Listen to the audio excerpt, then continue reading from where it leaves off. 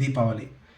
తెలంగాణ రాష్ట్రంతో పాటు అన్ని రాష్ట్రాలు కూడా నిన్న దీపావళి పండుగ సెలబ్రేట్ చేసుకున్నాయి. అయితే దేశంలో ఉన్నటువంటి ఎయిర్ క్వాలిటీ ఇండెక్స్ కూడా దాదాపు ఘోరంగా పడిపోయినాయి.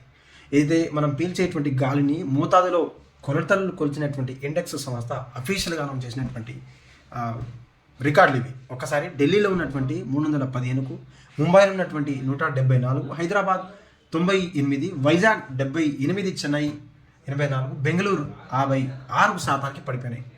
ఈ యొక్క అనేక విషయాలు గమనిస్తే Deepavali the festival of lights అనే సెలబ్రేట్ చేసుకునేటువంటి మనం అనేక కృత్రిమైనటువంటి చైనా, జపాన్ ఏదో రాష్ట్రాల నుంచి కోరుకున్నటువంటి ఇది విషపు కెమికల్స్తో నింపబడినటువంటి క్రాకర్స్తో గాలినంతా కూడా సర్వనాశనం చేసేసాం.